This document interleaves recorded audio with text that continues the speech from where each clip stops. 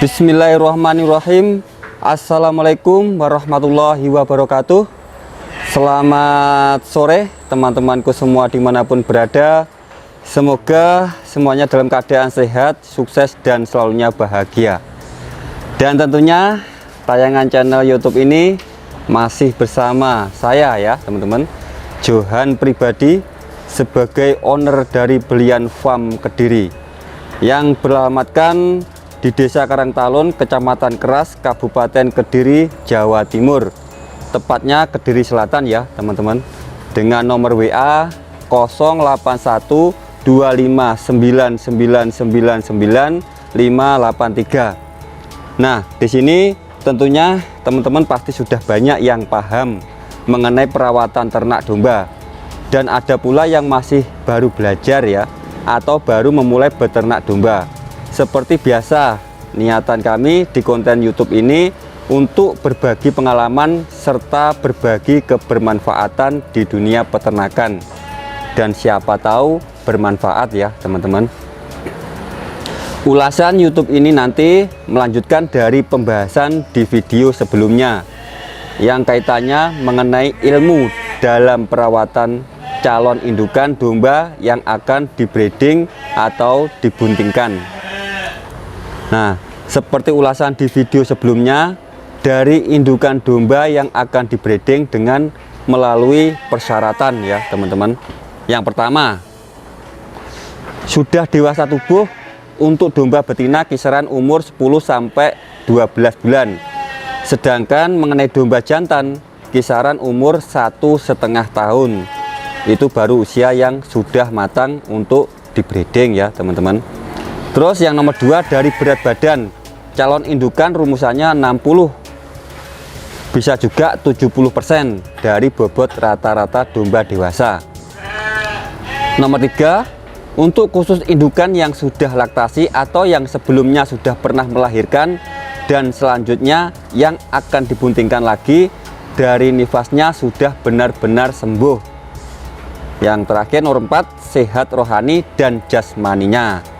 Nah teman-teman, untuk selanjutnya yang perlu diperhatikan, sebelum calon indukan domba dikawinkan dengan pejantan, alangkah baiknya ditreatment terlebih dahulu, dengan harapan selama kebuntingannya nanti dari calon indukan bisa sehat dan akhirnya bisa sesuai dengan harapan kita ya teman-teman.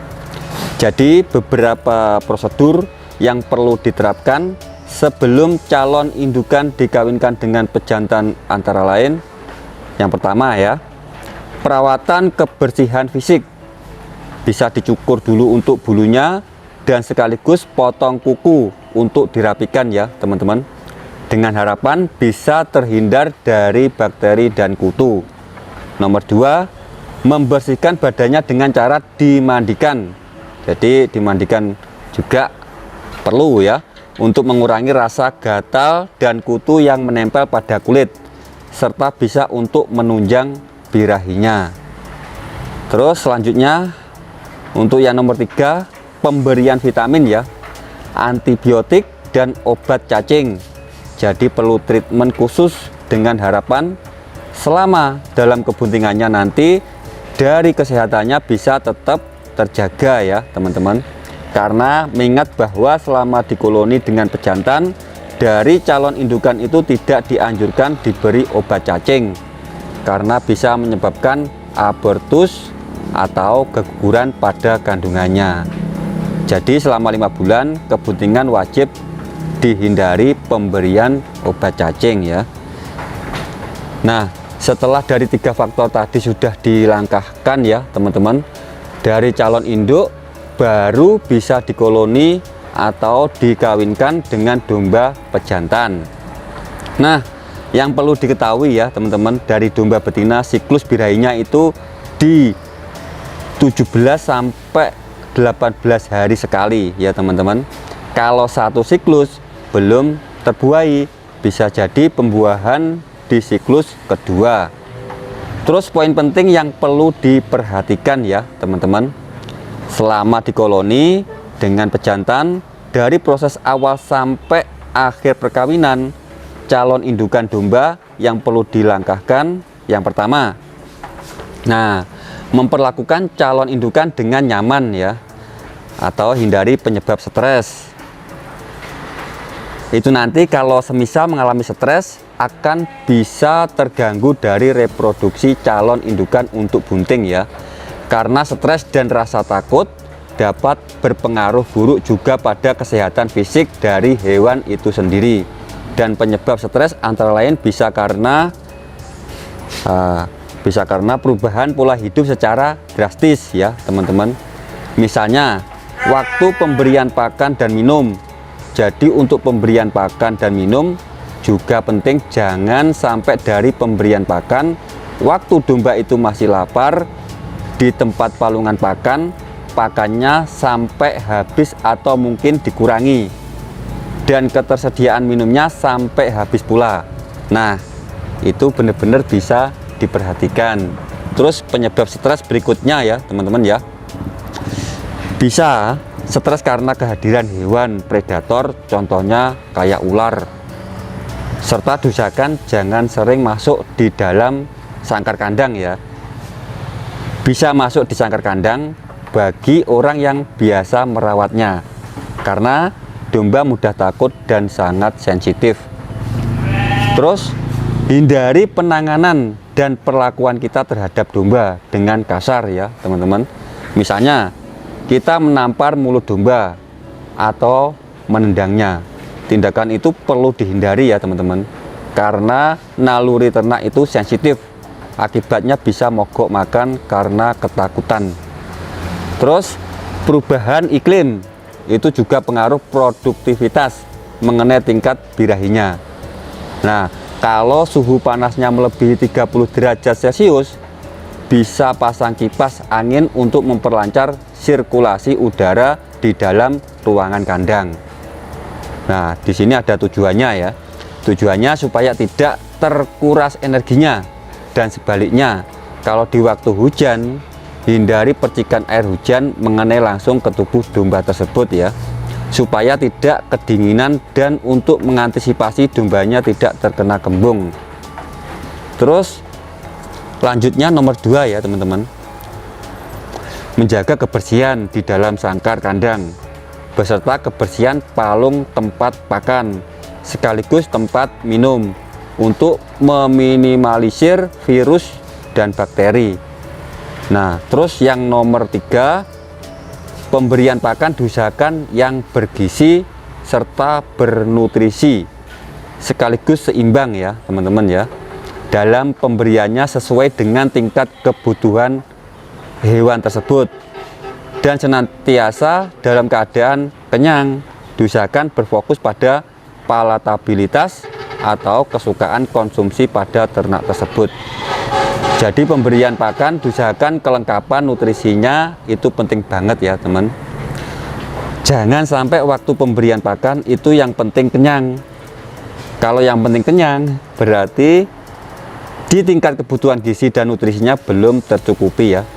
Terus yang nomor 4, usia kebuntingan awal sampai 4 bulan bisa diartikan bunting muda, dan 1 bulan terakhir mau melahirkan bisa diartikan bunting tua. Nah, pada waktu bunting tua itu penting sekali ya teman-teman, yang perlu diperhatikan pemberian pakan dengan tanda kutip harus full nutrisi seimbang. Nah, kenapa kok gitu? Karena kelengkapan pakan ya itu merupakan faktor utama nanti supaya dari induknya sama janinnya yang ada di dalam keadaan sehat ya teman-teman ya. Nah, antara lain kelengkapan pakan kayak serat, fosfor, kalsium, dan konsentrat, serta bisa dilebihkan pemberian karbohidratnya. Nah, kenapa karbohidrat dilebihkan? Nah, dengan tujuan untuk persiapan pembentukan susu pada induknya, mempertahankan bobot dari si induk, dan menstabilkan tingkat energi dari calon si induk waktu melahirkan. Itu memang memerlukan energi yang kuat. Untuk melahirkan calon anakan cempe dengan harapan kelahirannya si cempe bisa normal, sehat, dan selamat, serta bobot cempenya bisa optimal ya teman-teman. Harapannya seperti itu. Pemberian pakan yang benar dapat membuat produksi air susu meningkat, serta kondisi induk dan anaknya kuat dan sehat, seperti itu. Nah teman-teman, ulasan di atas tadi mengarah perawatan calon indukan yang akan dipersiapkan untuk di breeding, dengan harapan bisa terlepas dari kendala yang tidak diinginkan, dan harapannya bisa tercapai mendapatkan keuntungan. Dan di sini saya minta dukungannya ya teman-teman, sama teman-teman di sini semua. Kalau video ini bermanfaat, tolong di-share. Jangan lupa ditekan tombol like ya, tombol like-nya juga. Dan apabila dari teman-teman yang baru menemukan channel YouTube Belian Farm Kediri, minta dukungannya untuk di-subscribe. Apabila dari teman-teman ada waktu senggang, monggo bisa jalan-jalan ke Belian Farm Kediri, kami persilahkan. Kalau dari teman-teman ingin menghubungi di nomor WA kami, nomornya 081599999583, dan bisa juga menghubungi di nomor 085335436221. Terus untuk kelanjutan ulasannya kita sambung pada tayangan video berikutnya ya teman-teman. Terima kasihnya teman-teman sudah menyimak dari channel YouTube Belian Farm Kediri. Mari bersama kita ikut memajukan peternakan. Salam sukses dari Belian Farm Kediri untuk para peternak Indonesia. Sekian, terima kasih. Wassalamualaikum warahmatullahi wabarakatuh.